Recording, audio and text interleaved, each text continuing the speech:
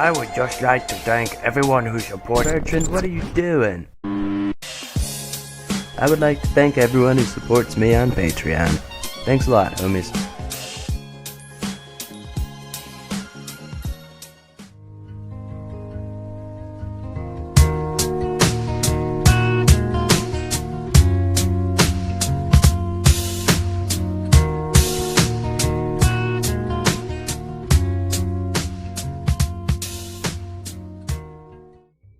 Yo, what's up, you crazy hot dogs?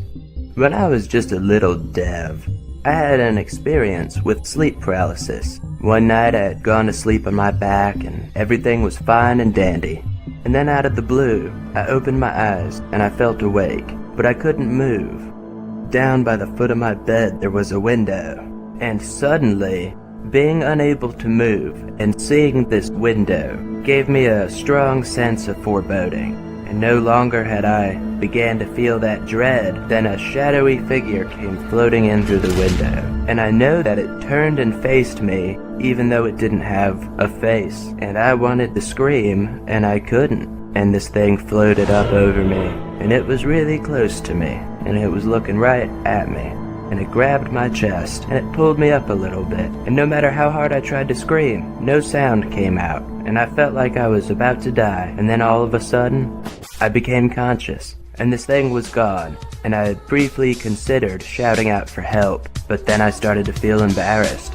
And so I racked my brain. And eventually, that same night I made my way to my computer, where I began to look up that experience. And that was when I discovered something called sleep paralysis. And well, it was unpleasant, and it happened while I was sleeping on my back. So I simply decided to no longer sleep on my back. And to think that I almost wrote off an entire branch of experience simply because of one bad moment, that's what scares me today.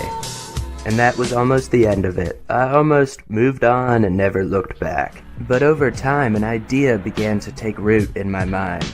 And it was along the lines of, maybe if I lie on my back and go to sleep or enter a certain state of mind, I can retrieve information and consciously repeat it and be aware of it afterwards. And believe me, I realize that sounds pretty crazy on the surface. I spent years not even expressing such an idea to other people for fear of sounding crazy. But I also knew that I wasn't the only person with such an idea. I had heard about this guy named Edgar Cayce who did just such a thing, but I was also aware that some of what he said was incorrect, proven false, and I was also acutely aware of how people who use the word psychic and who start talking about powers of the mind sometimes just want to get to your wallet, or that they grasp onto something that they don't actually know and that they can't back up.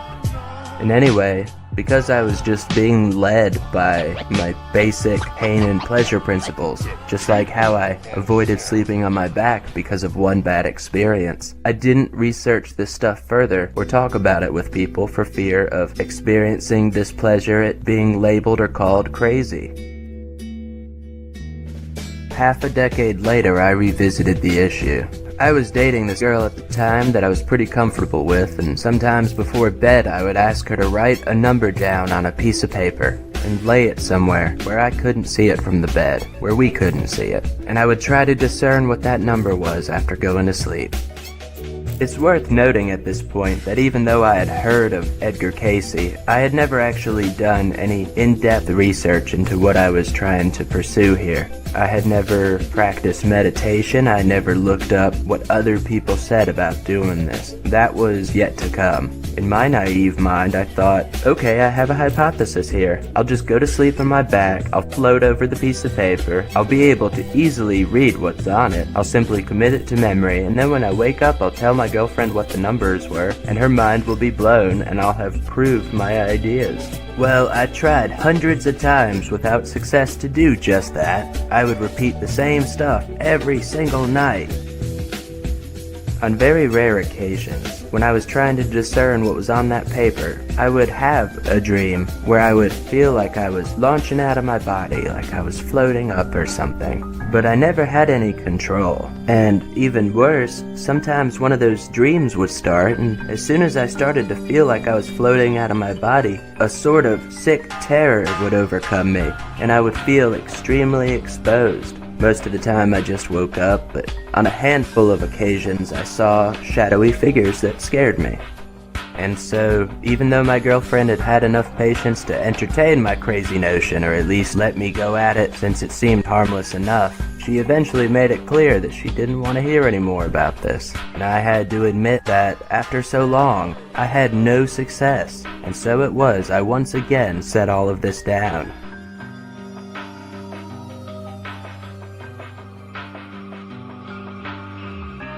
Well, I was now single at this point, and I had completely forgotten and given up on trying with this stuff. But somehow, just out of the blue, one day, I rediscovered binaural tones. And, well, you might not say that I was in a bad place, but I was in a different place, where I really no longer gave a crap about what people thought about me, or hell, even what I thought about myself.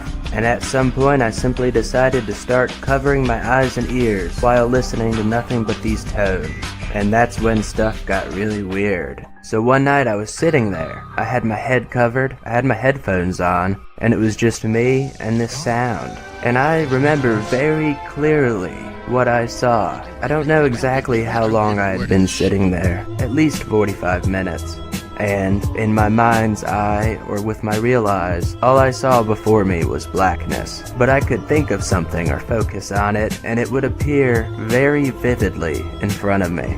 And I started to think of abstractions and concepts themselves. And as I was thinking about these things, there was like a dancing geometric pattern in front of me, an outline, and it would change to the edges of whatever it was I conceptualized, be it a jar of peanut butter, a baseball, anything. The edges of whatever it was I was thinking were like something out of a psychedelic movie, or it's hard to explain. They looked like electric moving edges.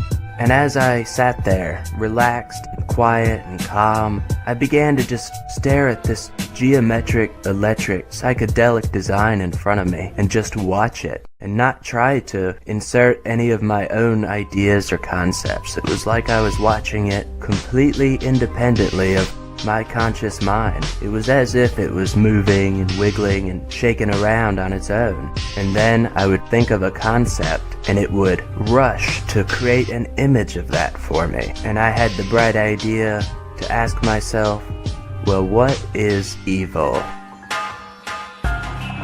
And so this little squiggly electric jellyfish thing tried to accommodate me. And it briefly turned into what looked like an octopus, and then it became really, really big, like vast. Even though this was just an image before my eyes or before my mind's eye, there was something about it that indicated Leviathan, massive, colossus. I imagine that if we saw a physical representation of this, it would have been outside of our understanding of scale. And when I would focus on a piece of this thing, not only would the size of this thing strike me, but also it was made up of other bits and pieces of different items, different objects, different concepts. It was unbelievably strange and eerie. It looked at me and it opened its mouth, and I just unconsciously went forward and started looking. And the inside of its mouth was caves and caverns and giant rocks and flowing waterfalls. And all the while it still had this little electric, geometric, psychedelic outline. Immediately after that I decided to do some serious research on this stuff. And that's when I discovered all of the documents released under the Freedom of Information Act regarding something called psychoenergetics. Within these documents are clear statements surrounding retrieving information non-physically or while in a altered state, such as unconsciousness or a meditative state or a trance. I discovered analysis and assessment of gateway process, Project Sunstreak, Grill Flame, In one set of publicly available documents, it states that remote viewing is passive, which means it's undetectable.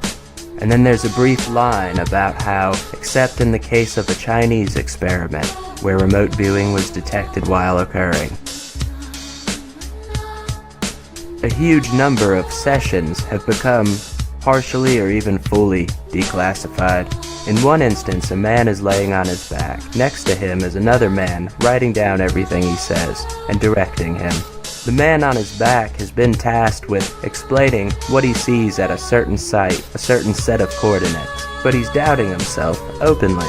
He's saying that what he's seeing doesn't make sense. And the man sitting in the chair writing down what he says reassures him and tells him he's doing fine and to just explain what he sees. Don't try to interpret it or make sense out of it. So the man on his back starts explaining all these bright colors, these garish images and funny shapes, and ultimately he describes like what looks like a giant bike wheel with all these crazy colors on it, and it's huge. And well, the session was wrote off as a ineffective or inconclusive moment, but at the end is a statement by somebody involved with that incident, who wrote that something like a mile or maybe 5 miles away from the set of coordinates that the man was supposed to remote view was a circus that had come into town, and that this individual only happened to see it because he was driving by the area, and that at this circus there was a giant Ferris wheel, just like what the man had described, without knowing what it was in that session.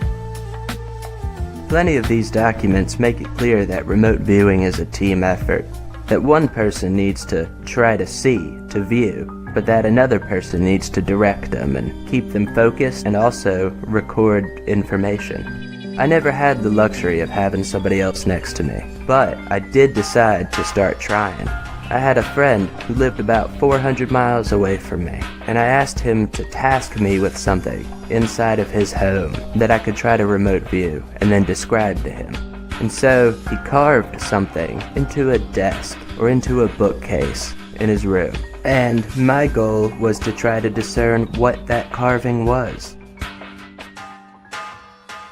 And now I need to clarify something. Analysis and Assessment of Gateway Process, a very well-researched and serious document regarding information collecting while in altered states, makes it abundantly clear and states in no uncertain terms that remote viewing is not the only means of non-physically collecting information. When you're remote viewing, you're still conscious. You're not dreaming. However, there's a whole other thing. Out-of-body dreams, aka astral projection. And in those instances, you are unconscious. It's just that you are having a dreamlike experience where you are out of your body.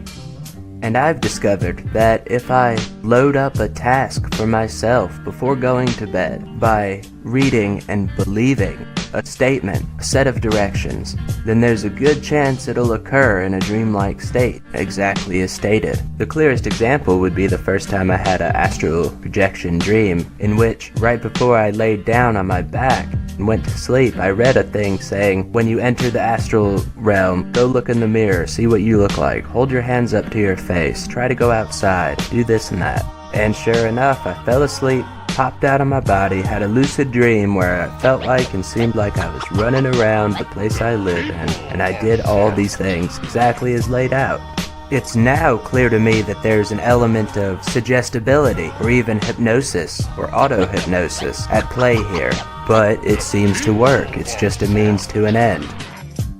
Anyway, I tried for several months to remote view what was carved into that thing in my friend's room. I knew it was either a bookcase or a desk of some sort. I knew the address, I knew the location, but it seemed like no matter how many times I tried, I had no luck. And well, I decided to try to astral project and see what was there. And one afternoon, I told myself what I would do. I was going to lay down on my back. I was going to go to sleep. I would, quote-unquote, wake up in a dream, and I would feel myself leaving my body. I would then be at the address and location of my friend's place. I would be in the room already, and I would simply stroll up to the desk and discern what was carved into it. And I fell asleep. And lo and behold, I opened my eyes, so to speak, but I was still dreaming, I felt myself pop out of my body.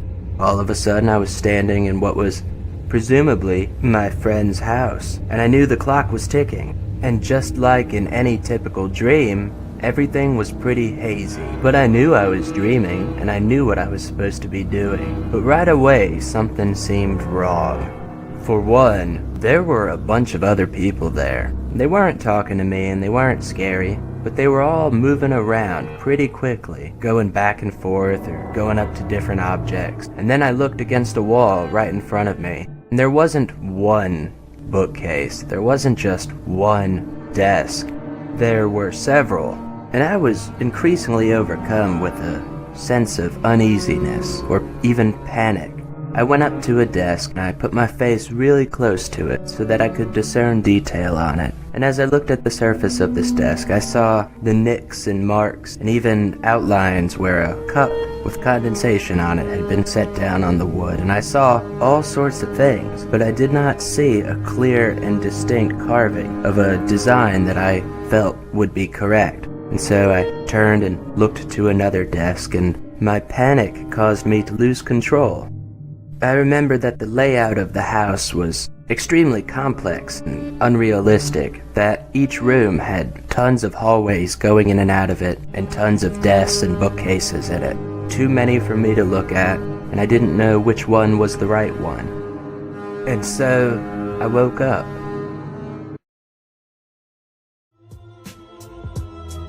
When I finally did bring this up to my friend, once the embarrassment and fear of it disproving my theory had subsided, I shared the experience with him, and after a moment he sent me a picture. And this is what the picture looked like. There were quite a few bookcases in that room. He had failed to mention that or even think of that, so had I. And anyway, I put that task down and I moved on to another one. I had a different friend in a different state, and that friend gave me an address and told me to view the backyard and explain what it looked like, particularly a statue in it. And so I tried over the course of months and months and months. And no matter how hard I tried, I never saw any statue. Instead, I saw something else. One time, it seemed like I was maybe 20 or 30 feet up in the air, looking down at a slight angle, at a porch with a small staircase going up, and it was leading out into a yard, and I assumed it was a front yard. And then I saw an image of a 2, maybe 3-story house on a slightly slanted yard with a garage. The house was brick, but not necessarily in total, as in there might have been some siding or some material over parts of it. And then I saw images of dogs and horses. And so, I told this friend about this.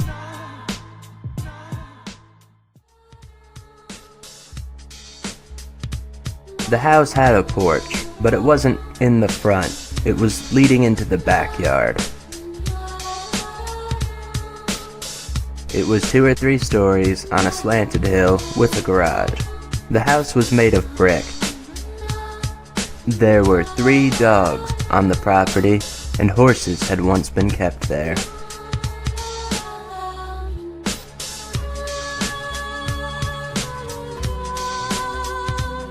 There's a whole lot more that I want to share with you, like the similarity between what I saw in that trance, that little electric, geometric jellyfish, and something called machine elves, or other more disturbing dream experiences. But this video has gone on too long already, so we'll have to talk about that another time. For now, please just consider that there is something about our existence and our abilities within this existence that none of us fully understand. You will find researchers asking this, and this is something I have asked myself too. When people have an out-of-body experience, is it objectively external, or is it just an internal experience? But now I think that's the wrong question, because I don't really care about that. Consider that if a person can enter a different state of mind and come back with a piece of information that they didn't have beforehand, then that truly does mean it's possible to bring something back from dreams.